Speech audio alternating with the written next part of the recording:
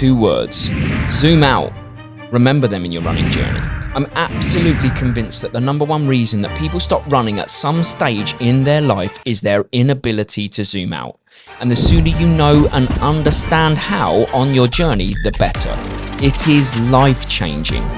So this week, you're going to see my training all the way back to 2011, and I'm going to show you how you can measure your progress over the short term, the medium term, and the long term to ensure that you stay passionate, happy, and in the game. And it starts with the short term, which I call the micro.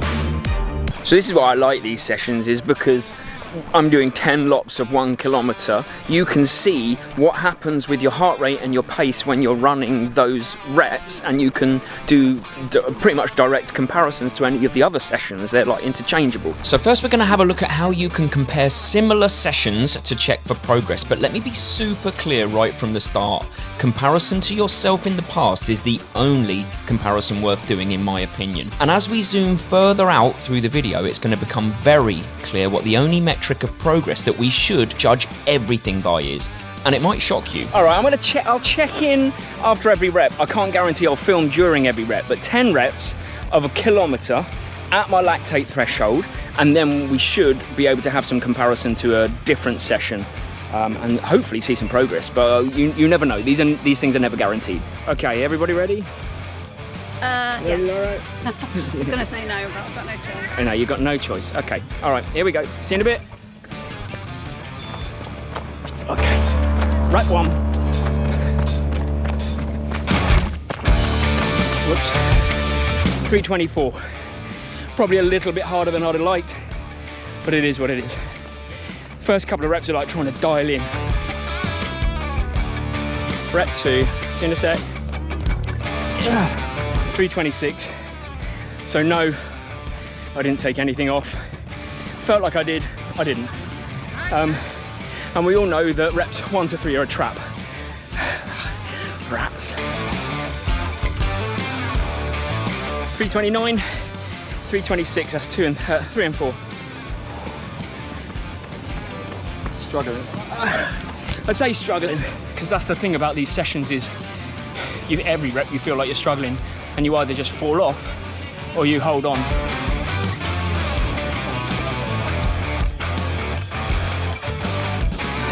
So 327, 325 for reps 5 and 6. Woo! We're at the business end now, there's Mary.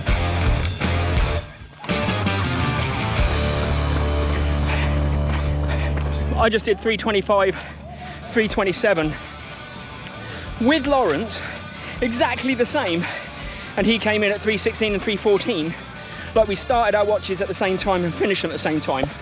Explain that, anyone, if you can. I think it's impossible to explain. Like, my working theory is I'm closer to a black hole somewhere, but 328 for me, 1 rep left.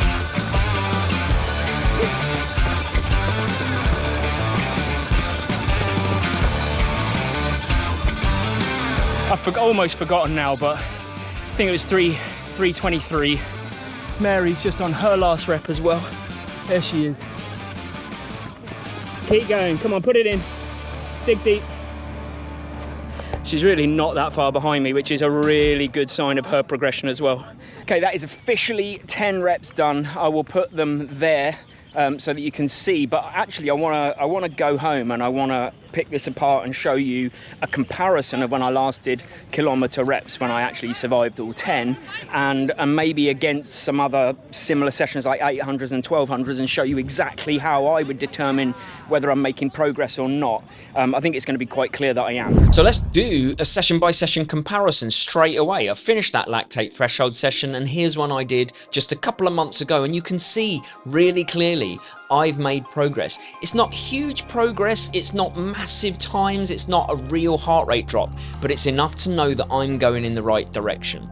So why do I use lactate threshold session? To be honest with you, it's as easy as I know in a lactate threshold session, I run to a particular heart rate during the efforts. And so I can go back to any session at any point in time that I know I've done the same thing, and I can see, oh, what paces was I running here and what was my average heart rate in the repeats. And if you don't do these types of sessions, then you could just as easily go out for 30 minutes, 45 minutes and run at the top of your zone 2, and then in about a month or 2 months compare that, do the same thing, and you might find that you're running a little bit faster for a little bit lower heart rate.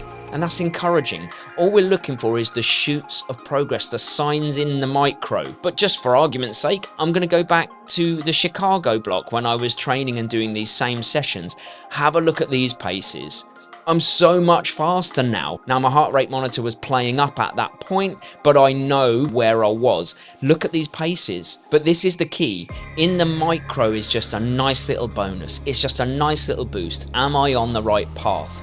Mezo and then macro, they're the important ways of gauging true progress and also learning what true progress should be measured over. So here's a little idea, Mary. I'm going to use you as the guinea pig in this part of the video because I think it's a great way to show your progress and what we look at to determine whether you've made and how you've made progress over four marathon training cycles. So the meso, the midterm is how I'd... Yes, you do the miming. Are you ready? What are you doing right now? I don't even know. I'm doing an easy run. It needs to be 10 or 15 kilometers. I haven't quite decided. I think I'm just going to get started. And if it feels good, I'll keep going for 15. And if I feel tired, I'll call it at 10. Okay.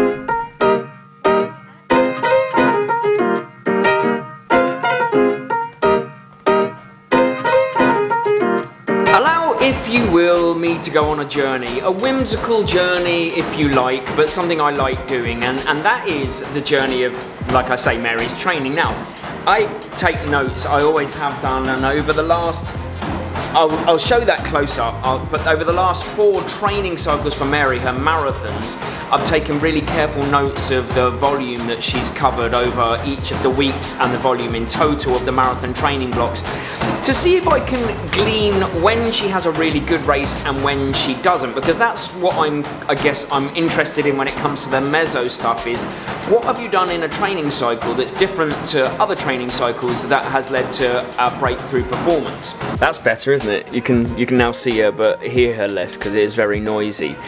So let's start with New York. The New York training cycle was the first time we really dialed in on marathon training structure, and I'm going to put the distances that she covered over the different blocks up on the screen. And over the entire training cycle, she pretty much covered 1,000 kilometers over the 18 weeks of training. She had a pretty good result, like talking about a 12-minute PB. We're talking about a 3:23 when her PB was 3:35. So you would consider it a breakthrough performance, or at least I would. Then we moved into Boston and she backed it up with a 3:24, so 1 minute difference on I think a tougher course, hillier course, and over the entire, get this wasn't planned, but over the entire training cycle, she was actually 6 kilometers less over the 18 weeks covered. And then these little things had another breakthrough, and weirdly it was on the least volume of all of the training cycles so far, only by 11 kilometers though, so she went down to 983 kilometers. So there's 2 things that immediately spring to mind about the fact that she ran a 3:13, which is pretty much 10 minutes quicker than New York or Boston. So now we're in the meso of Mary's training blocks. Now here's my thing about the meso, or the medium term, where in the micro it's all about session on session comparison and small shoots of progress. Now we're starting to compare full training cycles, typically around 4 to 5 months. And again, we're only comparing against our previous self here, but what I'm looking for is what was different and did it make me a stronger or a faster runner. We'll look at overall volume, heart rates, type of sessions done and the frequency of those sessions, like wider angle stuff. But none of these still are the ultimate metric of progress. We only get to that when we get to the macro. And It would be really easy. It would be such an easy way of comparing whether Mary's made progress to go back block on block on block and look at the training volumes. Did she run more? Look at this. No, she didn't. So then we have to think, all right, hang on a second. If that is the same, how on earth did she suddenly go from 3:23 to 3:13 over a marathon training cycle?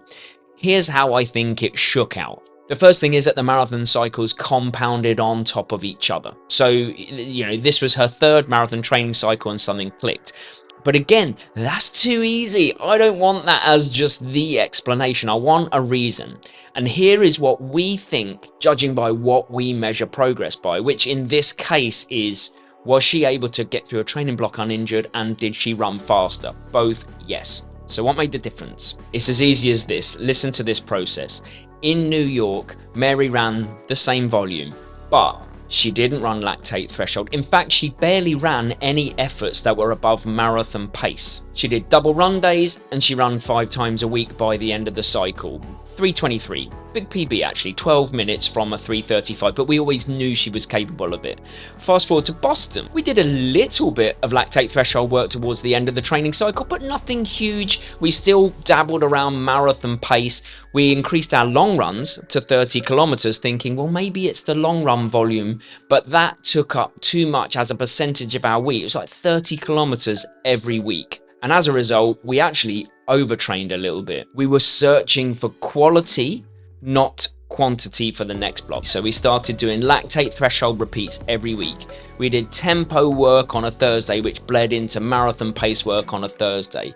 We kept the long runs modest rather than 30 kilometers each week. And here's the key, we think. We experimented, we played around, we reversed our last build block, which is the whole video is about on Wednesday, so we'll explain it more then. But these little changes were enough to tip Mary over the edge, like critical mass if you like, and suddenly she's running another 10 minutes faster than she ever has done before. And it wasn't volume, it was being smarter. But the crazy thing is that my assumption was that it was about volume, when it wasn't at all. It was about the quality of the sessions, and that is the beauty of being able to analyze the meso, the medium term. And ultimately, we're only comparing ourselves to ourselves, but it's still not enough. I genuinely do not believe we've zoomed out far enough. So we're going one further out, we're going to the macro.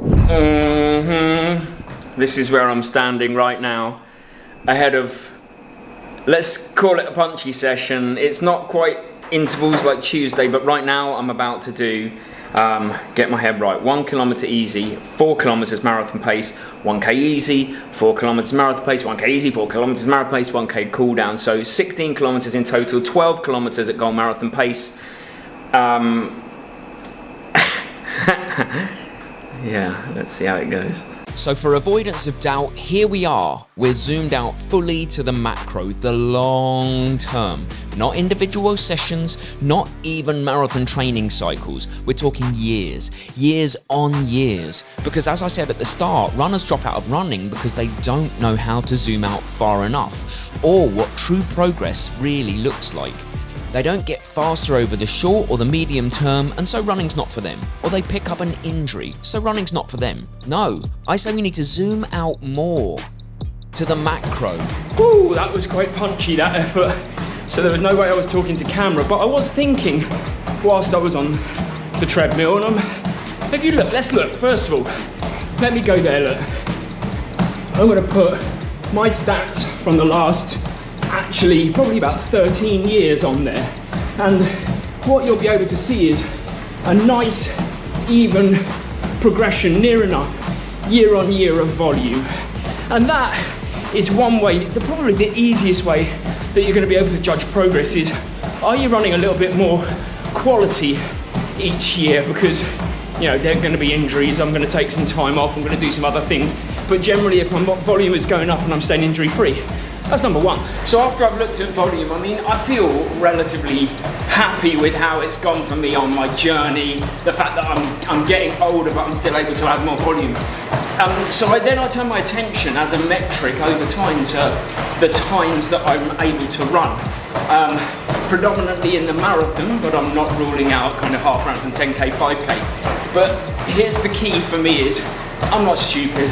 I know there is a shelf life to all of this, and I know that very soon my times, I'm not going to be able to hit them. And that's okay, because I'm not tied into them. First of all, I am tied into the process. So what, actually, that was a great session, by the way, I really enjoyed that. There's something that sits above speed for me and actually sits above volume, something that's more important, but I'd like to sit down to talk it through where I might be a little bit more articulate than I am right now after 16 kilometers with some punchy bits. So here's the thing about the macro. It is the widest angle you can get. It is also your defining why. Like I said, I know I'm gonna get slow. That's inevitable. So what am I judging this whole thing by? The thing is, my volume should stay around. I believe I'll be able to run a similar training volume annually until I'm in my 70s or 80s. That's what I believe, and that's what I'm aiming for. But overall, the thing that I judge this whole journey on is, do I love it? If I ever get to the point where I am too tired or begrudging a run or begrudging multiple runs, I'm backing out and I'm working out how I find the joy. There's been a few times on this journey where I have done that. I've lost my mojo and I've had to reevaluate, change some things, try and find the joy. Perfectly natural.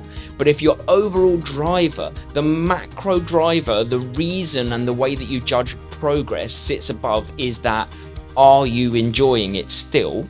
Then you will do anything you can to enjoy it. It doesn't need to be about performance, doesn't need to be about times, doesn't need to be about volumes. That's just my opinion. But if I'm looking at this in the most zoomed out I can possibly be, I am judging it. The only metric that matters, am I loving this still? Am I loving the process? If the answer is yes, crack on. If the answer is no, stop, work out how to get back to the love of it, because it's the thing that keeps us all doing what we want to do. That's how I'm looking at this. And here's my most important message, I think.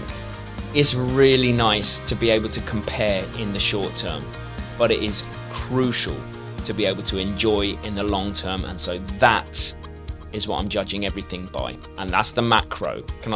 This is a mic drop moment. I'm not dropping that. You legends, you made it all the way to the end, and I really hope we've added value to your life. If we did, consider subscribing, but if you need more convincing, I can guarantee you're gonna love this video about why we think the half marathon is the best distance to run, but the reason is gonna surprise you and hopefully warm your heart. See you on Wednesday. Thanks for watching.